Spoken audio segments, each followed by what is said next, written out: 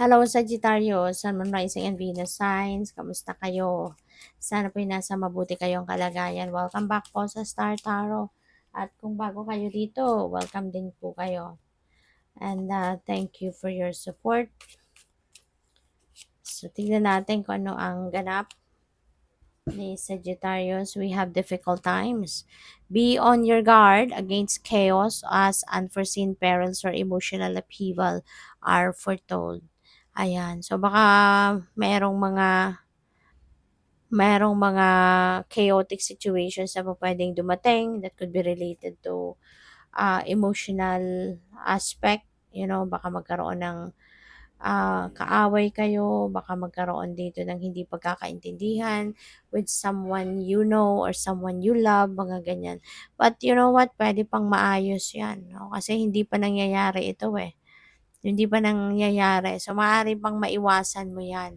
And how can you do that? 'Di ba? Para maiwasan mo, maging maging aware ka of how you deal with these people. 'Di ba? Before you, bago ka magbitaw ng salita, kung ano man sa mga conversations, isipin mo muna. 'Di ba? Bago ka magbitaw ng salita para hindi ka magkamali or wala kang maapektuhang ibang tao. 'Di ba? Walang ma-offend, walang maiinsulto, yung mga ganun ba. Para, alam mo yun, baka makakatulong yan na maiwasan na magkaproblema. So we have love life. Affairs of the heart could cause future problems, but take heart as difficult situations will be resolved by a good decision this week. Baka ito yun. Baka yung difficult time na to could be related to love life. Kasi pa pwedeng emotional upheaval, di ba? Ang mangyayari. So, yun. Wag masyadong wag kayong magagalitin, 'di ba? Matutong magpasensya, matutong makinig, sa person mo kasi baka dito magsimula 'yan. Baka magkaaway lang kayo ng person mo. So, 'yun, pakinggan mong maigi at bago ka magsalita, 'yun nga, sabi ko, isipin mo muna, make sure na may basehan. Kung merong mga akusasyon, mga ganyan, make sure na may basehan talaga para alam mo yun, mapapanindigan mo yan. 'Di ba? So what else? We have challenges. Take time out from problems or conflicts. Okay? Or approach softly to avoid making matters worse. Ayan. So, take time out nga. Kung sa tingin mo magkakaaway kayo, kung sa tingin mo magkakaanuhan kayo, sagutan kayo, yun, time out ka muna, atras ka muna, 'di ba? Step back muna ng kahit saglit lang para lang na makaano ka muna. Para na tawag dito, makapag-isip-isip ka muna.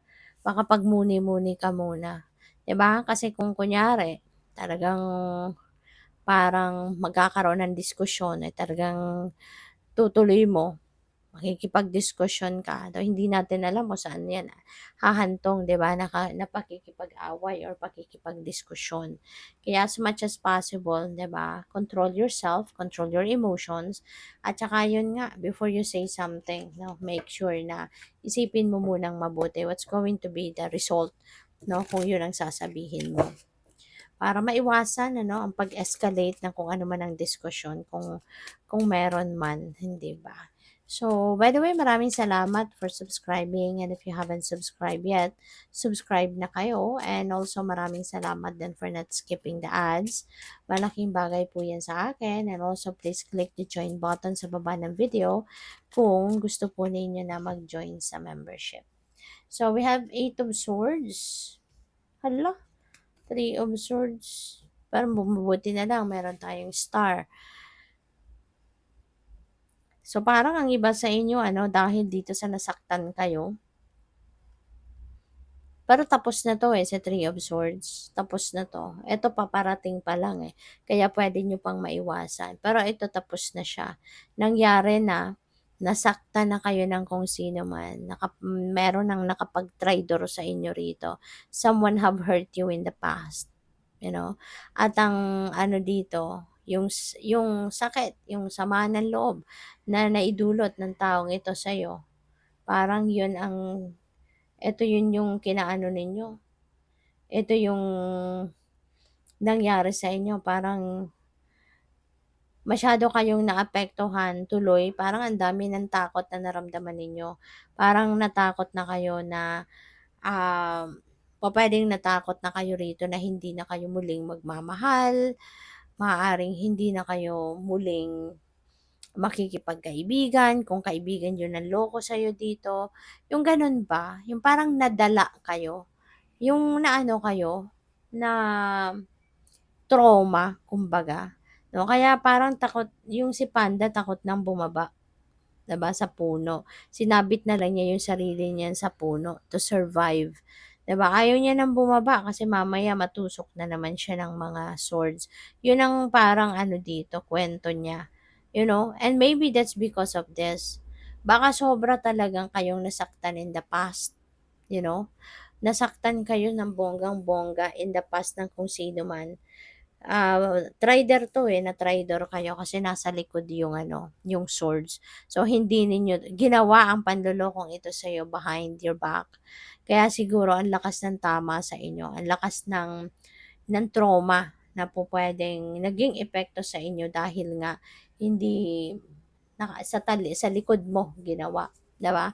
Yung bang talagang pagta-traitor ito, stabbed in the back energy ito, 'no? Yung itsura ng ganap.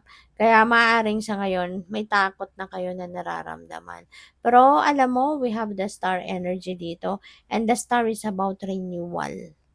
This is about renewal. The universe is going to help you, survive this situation. Kaya maaring meron din ditong mga pagbabago sa isip ninyo na mangyayari. There could be epiphanies, there could be enlightenment na dadating, at matututunan na ninyo itong labanan, no? Yung takot na yan, matututunan ninyong labanan yan at malalagpasan ninyo yan. Ano? With the star energy, you will be illuminated. The divine is going to send you enlightenment, 'di ba? Para magkaroon ng linaw ang inyong isipan at magawa ninyo yung um, change, no, ng diskarte sa buhay, 'di ba? At instead of makulong na lang kayo diyan sa takot, sa buwisit, sa inis, sa pag-iyak, sa sama ng loob, the universe is going to give you inner strength and courage, no, para malagpasan mo ang sitwasyon na 'to.